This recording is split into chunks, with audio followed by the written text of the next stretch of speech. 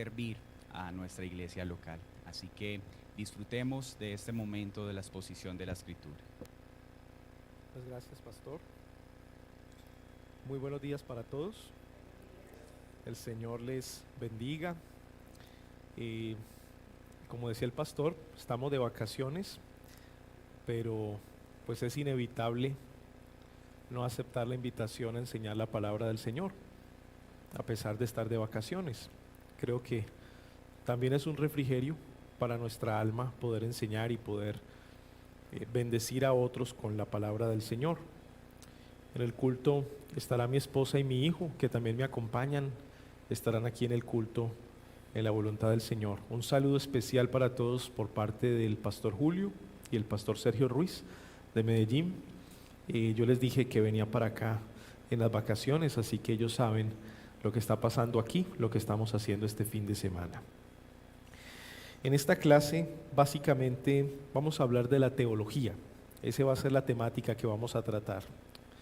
Vamos a hablar de teología y quiero utilizar un texto bíblico para introducir nuestra clase en Jeremías capítulo 9, versículo 23 al versículo 26. Jeremías 9, 23 al 26. Y quiero leer para ustedes estos versículos. Jeremías 9, 23 al 26. Así dijo Jehová: no se alabe el sabio en su sabiduría, ni en su valentía se alabe el valiente, ni el rico se alabe en sus riquezas.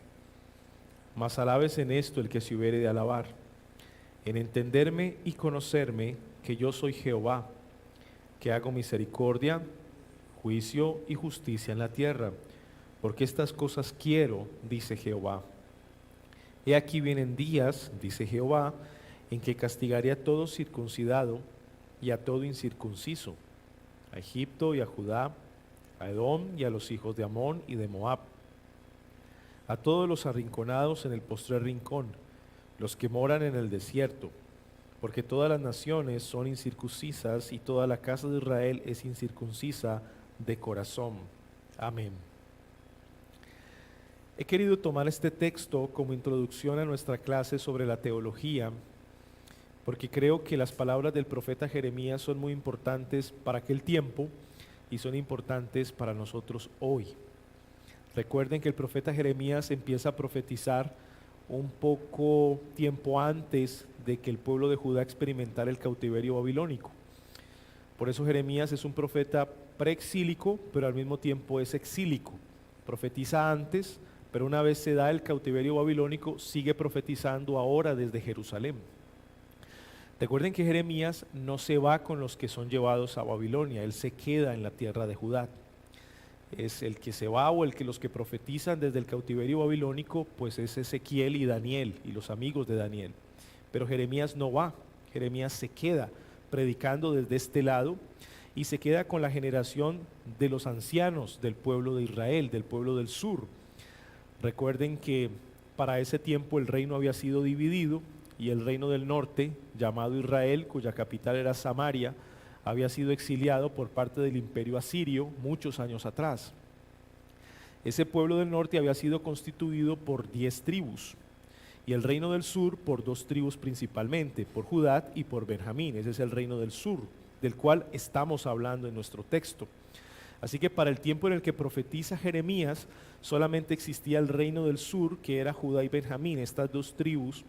Sin embargo, ese reino del sur también había sido desobediente a los mandatos del Señor. Por ende, el Señor les envió varios profetas que les anunciaban que iban a ser esparcidos entre las naciones. Ahora, algo importante con la palabra esparcir, y es que la palabra esparcir a lo largo del Antiguo Testamento tiene una connotación bélico-militar, una connotación de batalla, una connotación de guerra. De aquellos que pierden la batalla son esparcidos. Esa misma palabra se encuentra en Génesis capítulo 11 en el relato de la Torre de Babel, cuando dice que desciende Jehová, ¿con qué propósito? Para esparcirlos a los hombres a través de confundirles el lenguaje. Notan que Moisés utiliza la misma palabra esparcir que los profetas posteriormente utilizan, o sea que el Señor desciende en Babel para pelear contra los hombres y vencerlos. Ese es el tema de Babel. Ese tema se desarrolla a lo largo del Antiguo Testamento. Cuando el pueblo desobedece al Señor, el Señor mismo desciende y pelea con el pueblo y lo vence.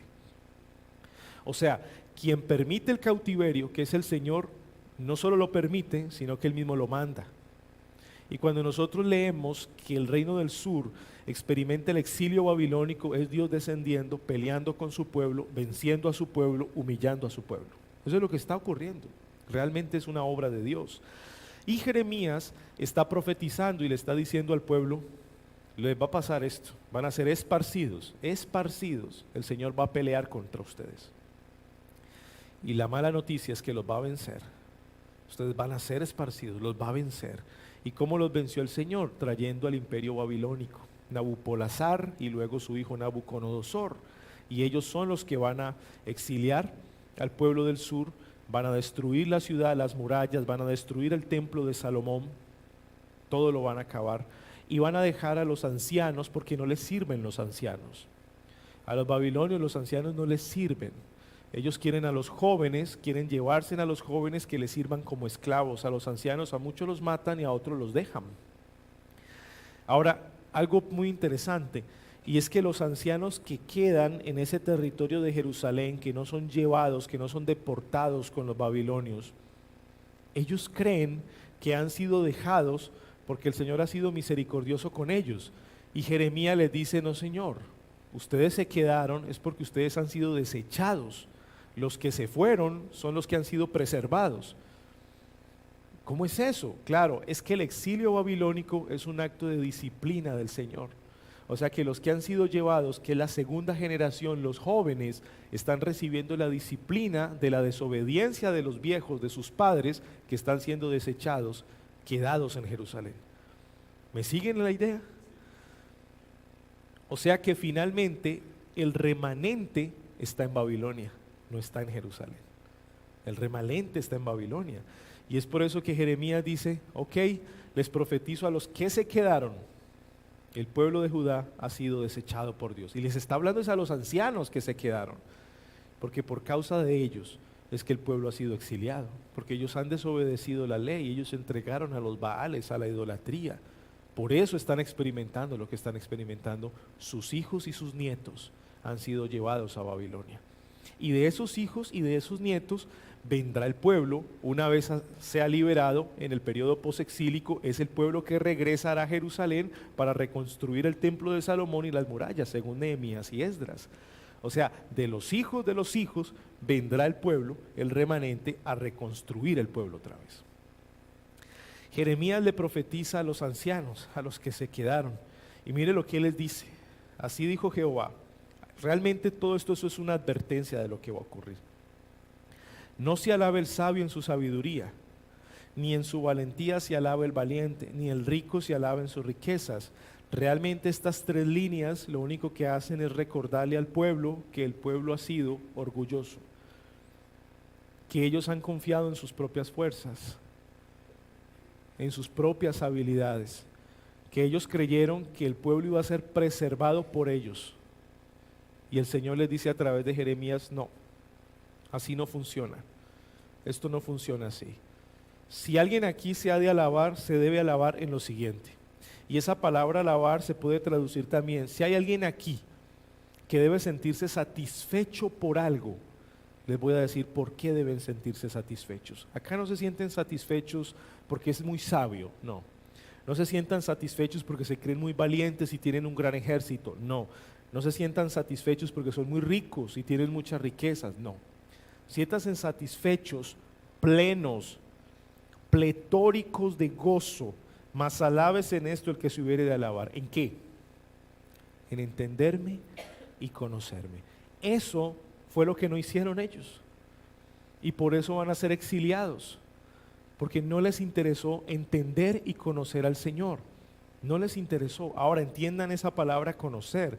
No significa que una persona pueda conocer perfectamente al Señor. Nadie puede hacer eso.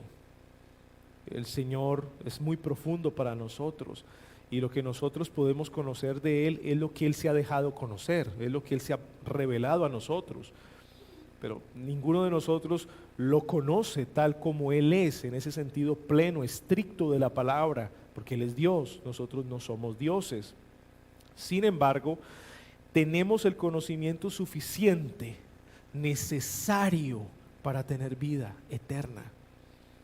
El Señor se ha revelado lo necesario, lo suficiente para nosotros tener la vida eterna. Eso es lo que más necesitó el hombre, siempre ha necesitado. Y dice el profeta: ustedes no se han esforzado en conocerme y no se han esforzado en entenderme. ¿Entender qué? Miren esto: que yo soy Jehová, que hago misericordia, un atributo, juicio, decreta todas las cosas, y justicia, Él es el que juzga en la tierra. Porque estas cosas quiero, dice Jehová. Ellos no han conocido la misericordia del Señor, no porque el Señor no haya sido misericordioso, sino que son tan soberbios que aun cuando el Señor les ha mostrado su misericordia, han olvidado la misericordia del Señor. Es que esa palabra misericordia es una palabra muy fuerte en el Antiguo Testamento. Uno cree que la palabra amor es la palabra más fuerte en el Antiguo Testamento. No es así.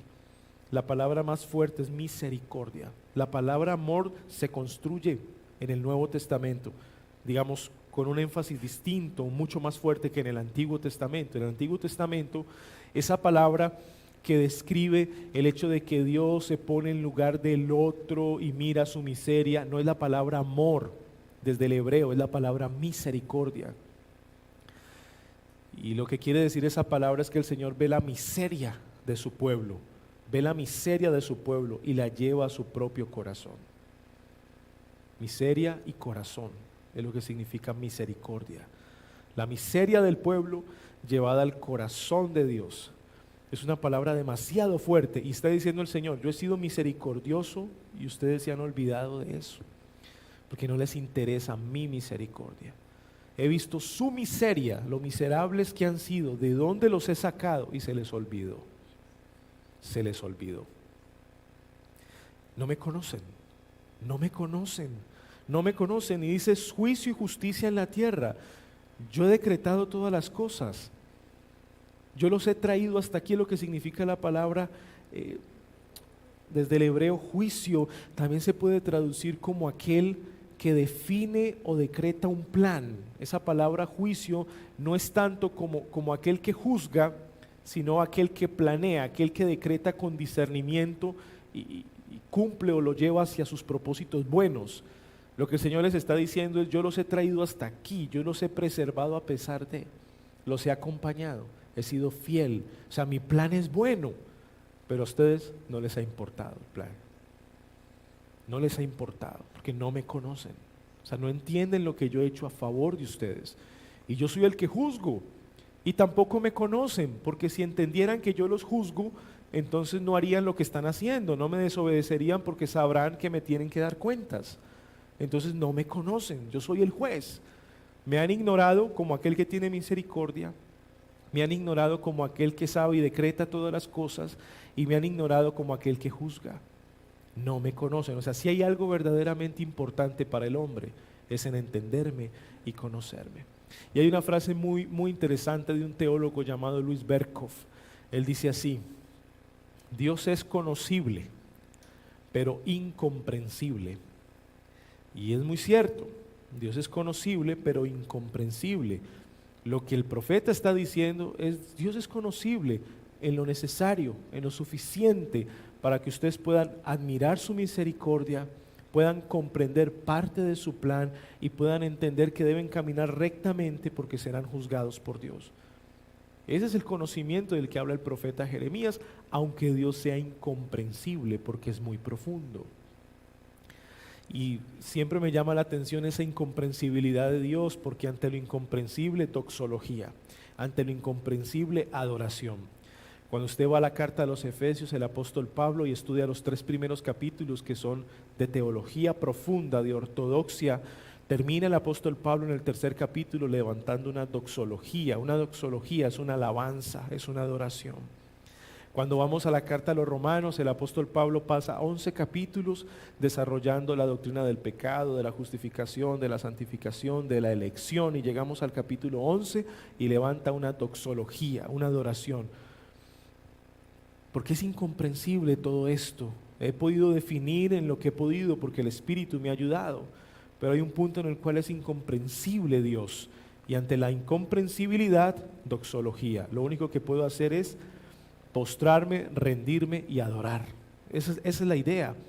Ahora, el profeta dice, lo importante aquí no es su sabiduría. Ojo, esa sabiduría es humana, no es divina. La sabiduría que habla el profeta es humana, no es su fuerza, su valentía, no es su riqueza, sino que me puedan conocer como un Dios misericordioso, como un Dios que planea y como un Dios que juzga.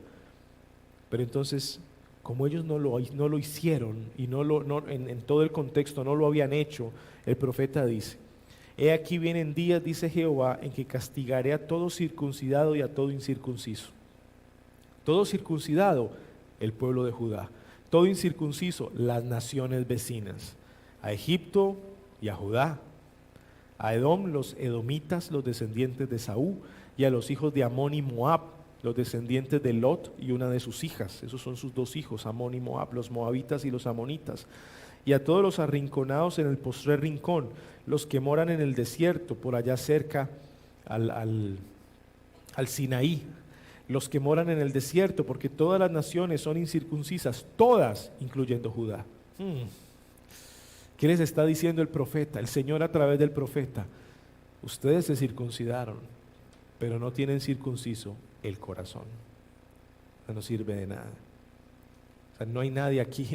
Todos son incircuncisos porque tienen un corazón depravado, perverso, incrédulo, pecador, incluyendo a Judá. Judá también es incircunciso. Y toda la casa de Israel es incircuncisa de corazón. Por eso deben ser destruidos. Ahí está. Ahora, ¿por qué les digo todo esto? Porque Pablo toma ese pasaje. No sé si ustedes recordarán en qué momento Pablo toma el pasaje o dónde lo han leído en el Nuevo Testamento. Pablo toma el texto que estamos leyendo de Jeremías. ¿Lo recuerdan? Primera de Corintios capítulo 1. Vamos allá. Y mire lo que hace Pablo con ese pasaje que acabamos nosotros de estudiar. Primera de Corintios capítulo 1, versículo 26 en adelante.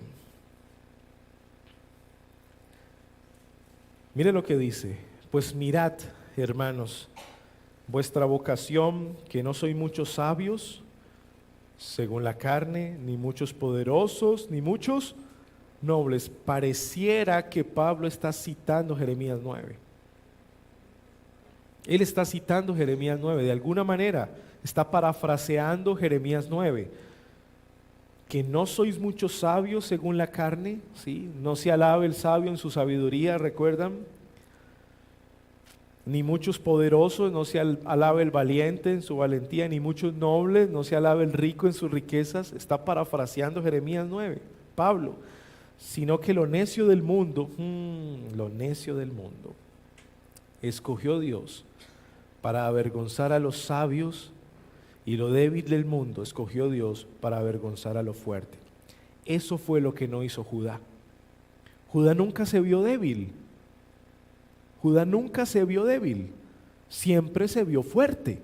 Ese es el problema. Porque el Señor se glorifica. Su gracia es mayor en nuestra debilidad. Pero Israel, Judá, el reino del sur, nunca se vio débil. Siempre se vio fuerte, y eso expresa orgullo, soberbia, no necesitar al Señor.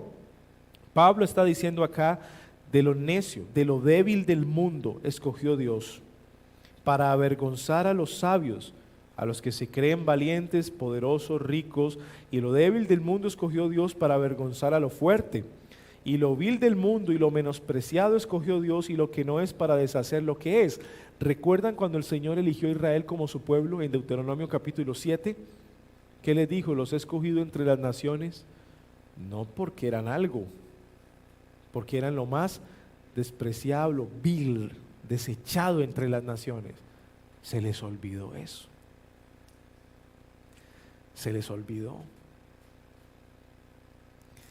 De ahí que el creyente tiene que hacer dos ejercicios. Yo estoy aquí, pero hay dos ejercicios que me permiten valorar el presente, o sea, lo que el Señor hace.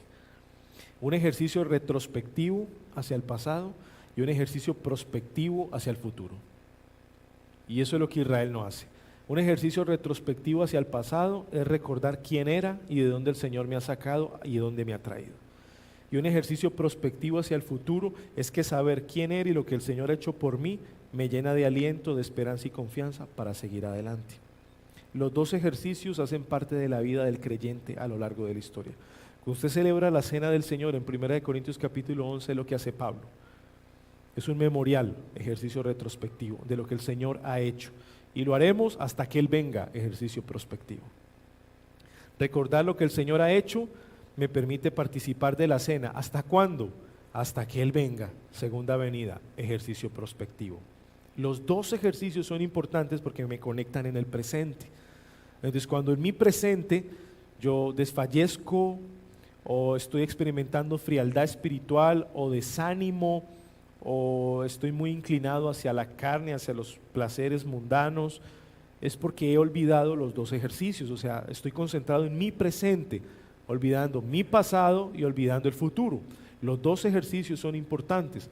De ahí que he acuñado una frase: el futuro está en el pasado. Esa es la frase que he acuñado. El futuro está en el pasado. Los profetas trabajan así: el futuro está en el pasado. Los profetas le dicen al pueblo: el Señor vendrá a liberarlos, futuro, como los liberó de Egipto, pasado. El futuro del pueblo está en el pasado. Si ustedes conocen el pasado, lo que el Señor ha hecho por ustedes, tendrán confianza para afrontar el futuro. Si el Señor fue fiel liberándolos, será fiel dándoles la victoria, o sea, dándoles un buen final, ¿cierto? Eso se les olvidó, a fin de que nadie se jacte en su presencia. Si recordáramos lo que el Señor ha hecho, seríamos más humildes. Mas por Él estáis vosotros en Cristo Jesús, Cristo, el cual nos ha sido hecho por Dios, miren esto, sabiduría. Cristo es la sabiduría. Cristo es el contraste, o sea, lo contrario a la sabiduría de Jeremías 9. No se alabe el sabio en su sabiduría. ¿Por qué? Porque esa no es la sabiduría de Cristo. Ahora, Pablo está interpretando Jeremías 9 cristocéntricamente, porque lo está parafraseando. Lo que está diciendo Pablo es: la verdadera sabiduría es Cristo. Siempre ha sido Cristo la verdadera sabiduría. Ahora le está diciendo una iglesia en el siglo I: una persona verdaderamente sabia tiene a Cristo. Una persona que no es sabia desecha a Cristo. ¿Sí? Cristo es justificación, Cristo es santificación, Cristo es redención. Ahora mire lo que acuña Pablo al final: para que, como está escrito, el que se gloría, gloría en el Señor. Y yo le pregunto a usted: ¿gloríese en el Señor en qué? ¿Qué está haciendo Pablo? Está parafraseando Jeremías 9. ¿Gloríese en el Señor en qué? En entenderme y conocerme que yo soy Jehová tu Dios. Lo que pasa es que, como está parafraseando, no está todo el texto. Pero como nosotros venimos desde atrás, entendemos las palabras. Muy seguramente la iglesia también lo entendía. Si alguien ha de gloriarse acá, gloríese en entenderme y conocerme que yo soy Jehová tu Dios. En otras palabras, en el reino espiritual de Cristo, la persona más fuerte es la que se hace débil. La persona más grande es la que está dispuesta a servir a otros. La paradoja. La paradoja. Si hay una clave, la que nos permite interpretar el reino espiritual de Cristo, es que el reino espiritual de Cristo se debe interpretar en clave de paradoja. Si yo no entiendo la paradoja, no entiendo el reino espiritual de Cristo. Bienaventurados los mansos, porque de ellos será la tierra. Los mansos. ¿Cómo va a heredar la tierra un manso si la tierra se pelea por ella? O sea, si la tierra se gana. Y a lo largo del tiempo las naciones pelean por la tierra, pero el Señor dice: no, los mansos heredan la tierra. Claro, pero cuando yo dejo de pelear y confío en el Señor, recibo la tierra. Es una paradoja. O sea que aquí no recibe la tierra el que más pelee, sino el que más confíe en el Señor. Entonces la clave para interpretar el reino espiritual de Cristo es en clave de paradoja. Ojo, paradoja no es lo mismo que una contradicción. Son cosas muy diferentes. Una paradoja es una aparente contradicción, pero no es una contradicción. Les digo esto porque si lo verdaderamente importante es conocer y entender al Señor, si eso es lo verdaderamente importante, pues eso es en lo que debe estar el pueblo de Dios a lo largo de su historia. No solamente el reino del sur, el reino de Judá, no solamente la iglesia de Corinto, sino la iglesia de todos los tiempos. Debe estar enfocada en eso, en conocer y entender al Señor nuestro Dios. O sea, ese debe ser nuestro enfoque, debe ser nuestra prioridad. Cuando el Señor en esa disputa con los fariseos y estaba con sus discípulos y le decía escudriñad las escrituras, escudriñad las escrituras. Y luego que les dijo el Señor, ves que ellas hablan de mí, escudriñen las escrituras y darán cuenta que ellas han hablado de mí. Claro, o sea, pensar, y entienda esto, que las escuelas rabínicas en el tiempo de Jesús eran muy estudiosas del Antiguo Testamento. Los escribas y los fariseos estudiaban muy bien el Antiguo Testamento, leían el Antiguo Testamento, memorizaban el Antiguo Testamento. Y habían, por ejemplo, por lo menos dos escuelas, la escuela Gilel y la escuela Shammai. La escuela Gilel, de la escuela de Gamaliel, de donde viene Pablo, y la escuela Shammai, que era una escuela un poco más legalista. Tenían métodos exegéticos para interpretar el Antiguo Testamento, o sea, eran los más, no sé la palabra, qué palabra utilizar aquí para que ustedes me entiendan, los más idóneos, eruditos, tesos. O sea, aquí también la palabra, sí, los más tesos, eso, los más tesos. Pero ni el más teso de ellos había visto a Cristo en el Antiguo Testamento. ¿Ven? No habían visto a Cristo. O sea, no entendían cómo vendría el Mesías. O sea, todavía no entendían. Y eran los más estudiosos. Y Cristo les dice, escudriñen las Escrituras. Ah, ¿por qué? Porque es que la ortodoxia es necesaria. Sí es necesaria, pero no es suficiente.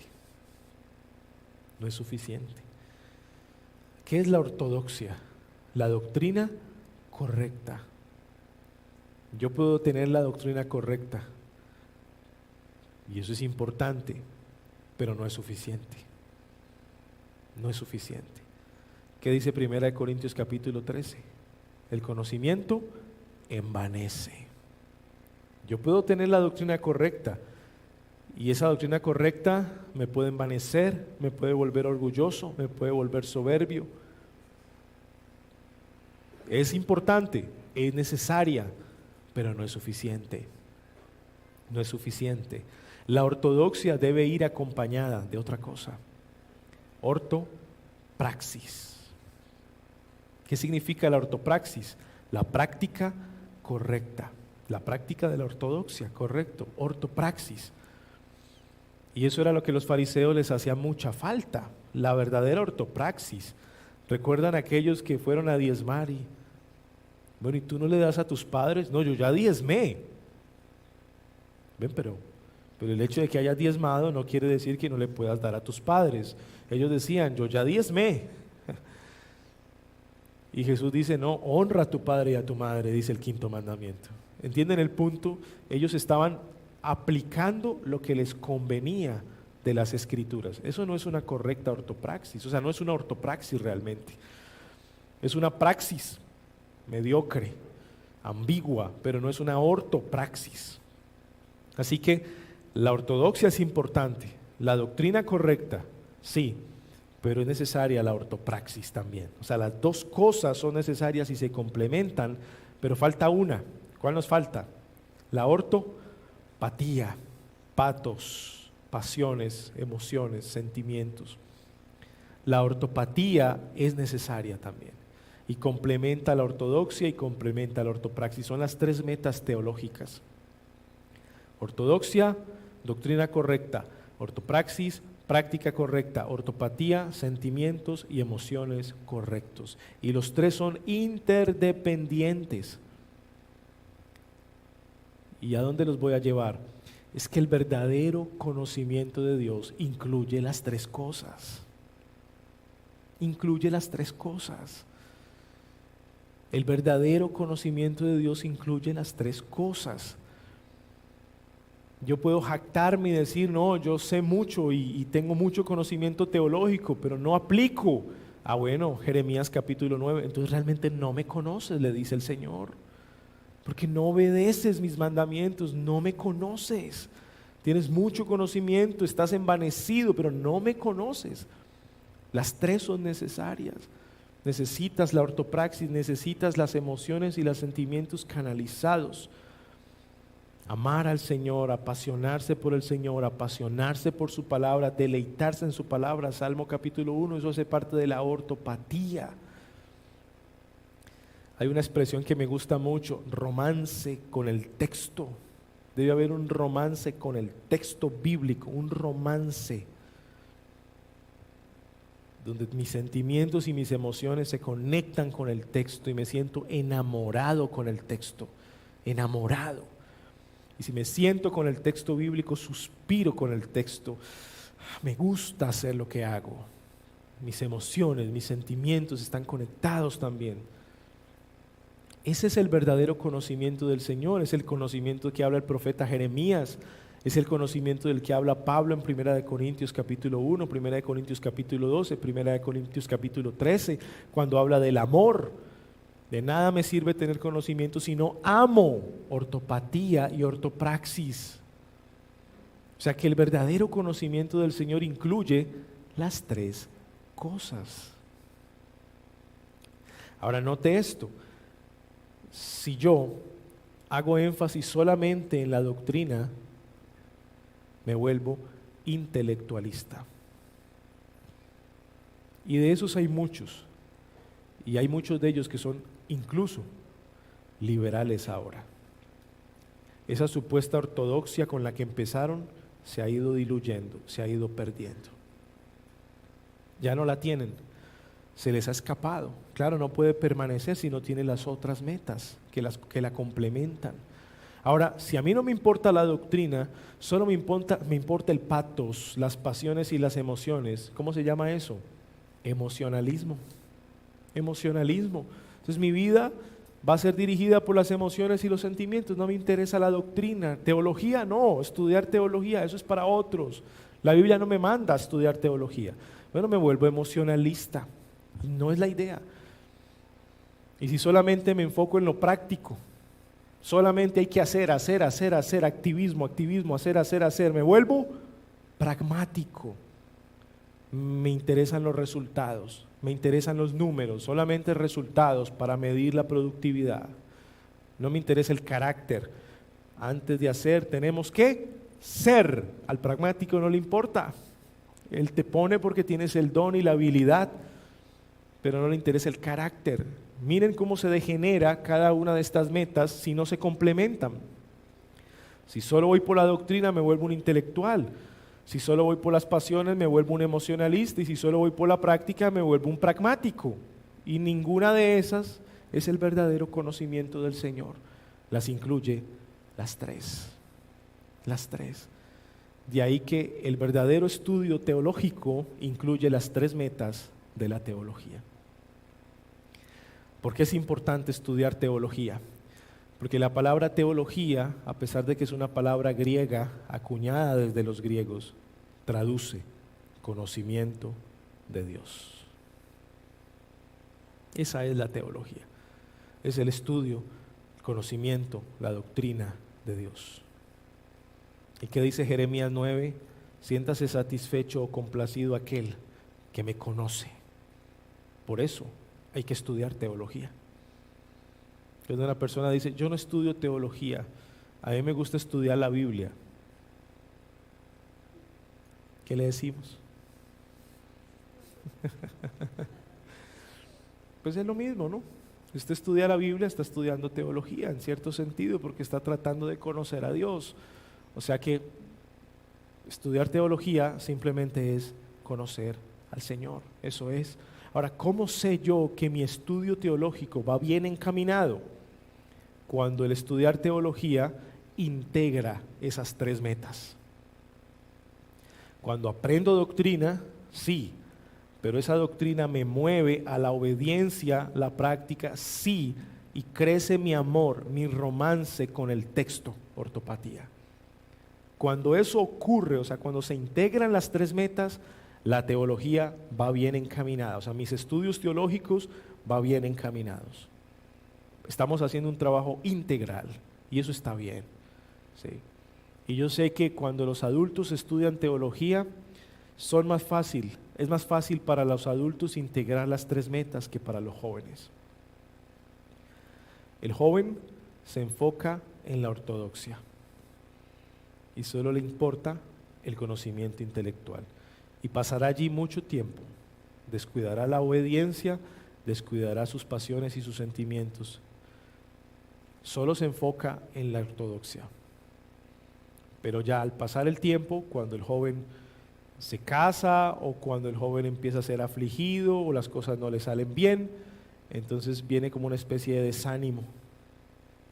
Y cuando se ve aquí derrumbado, entonces vienen los pastores y le dicen al joven, vamos adelante. Y le enseñan a obedecer y le enseñan a canalizar sus emociones. Entonces ahí encuentra como cierta estabilidad. Pero eso viene después. Es muy difícil que un joven integre las tres metas cuando estudia teología. Es muy difícil. Ahora es una meta, tenemos que hacerlo, pero es difícil. El adulto que estudia teología es más fácil. Porque el adulto que dice, pastor, yo quiero estudiar teología en la iglesia, yo quiero aprender la palabra, él está pensando en otra cosa. El adulto quiere conocer verdaderamente al Señor, quiere ser más santo. El hermano adulto quiere obedecer al Señor y se mete a estudiar con ese propósito. Es más fácil integrar que para el joven es mucho más difícil. Sin embargo, todos tenemos el llamado del Señor a estudiar teología. ¿O acaso aquí hay alguien que no quiera conocer al Señor? Esa es la pregunta. Si aquí hay alguien que quiere conocer al Señor, siempre estará dispuesto o interesado en parte a estudiar teología. Quizá algunos de manera formal, quizá otros de manera informal, quizá otros dirán, pastor, quiero simplemente asistir, porque quiero aprender. ¿Me deja estar en las clases? ¿Me deja estudiar con ustedes? Está perfecto. Pero entienda esto, ya tenemos una buena dosis de esto cuando nos congregamos. Ya tenemos una muy buena dosis de teología. Cuando usted viene a la escuela bíblica y cuando usted viene al culto y escucha la predicación de la palabra, ya tiene una muy buena dosis de teología. Ya usted está siendo nutrido y enriquecido con la palabra del Señor. Pero quizá algunos de ustedes quieran más. Entonces le pedirán al pastor, pastor, enséñeme, pastor, quiero entrar al seminario, pastor, quiero estar en el instituto, pastor, quiero esto. Pero entienda el punto. El hecho de venir al culto y el hecho de venir a la escuela ya es una muy buena dosis de teología. Ya es una muy buena dosis de teología. Y ahí que cuando me quedo en la casa y no vengo un domingo, todo lo que me pierdo, ¿verdad? Le estoy diciendo al Señor, no me interesa conocerte. No me interesa conocerte. Volvamos a Jeremías capítulo 9. De 3. Jeremías 9:24. 1, 2 y 3. Mas alabes en esto el que se hubiere de alabar, en entenderme y conocerme, que yo soy Jehová, que hago misericordia, juicio y justicia en la tierra, porque estas cosas quiero, dice Jehová. Y el pueblo de Dios dice, amén. Padre, te doy gracias por este tiempo. Gracias por recordarnos estas cosas. Gracias por bendecirnos y ayudarnos con este pasaje bíblico. Cuán importante es mirar al pasado, no para anhelar nuestra vida antigua, no, sino cuán importante es mirar al pasado para recordar lo que tú has hecho por mí. Y cuán importante es mirar al futuro, al recordar que Mi final está asegurada. La victoria está asegurada. Ayuda, Señor, a tu iglesia a hacer estos dos ejercicios, tanto retrospectivo como prospectivo. Ayúdanos a recordar para valorar el presente y ayúdanos a vivir a la luz de la eternidad. Te pido que tu iglesia crezca en ortodoxia, en la doctrina correcta, tenga claridad de lo fundamental, tenga convicciones firmes, pero ayuda también a tu iglesia en la ortopatía, que amen, se apasionen, se emocionen por tu palabra, que sientan mucho gozo al venir a un culto un domingo, que sientan mucha alegría el congregarse en un domingo, el verse en los unos a los otros, el saber que son un cuerpo, que tienen que tener comunión, el participar de la mesa del Señor con limpia conciencia. Ayúdalos en su ortopatía, pero ayúdalos también en su ortopraxis, que sea una iglesia obediente a tu palabra. Jesús nos dijo, si me amáis, guardad mis mandamientos. Queremos, Señor, obedecerte, queremos agradarte con nuestras vidas, no ser oidor olvidadizo, sino hacedores de tu palabra. Así que bendice a esta iglesia con ortopraxis y que estas tres metas teológicas trabajen en interdependencia, porque ese es el verdadero conocimiento del Señor, el verdadero entenderme y el verdadero conocerme que hoy nos recordaste, Señor. Todo esto lo oramos a ti, en el nombre de Cristo Jesús. Amén y amén.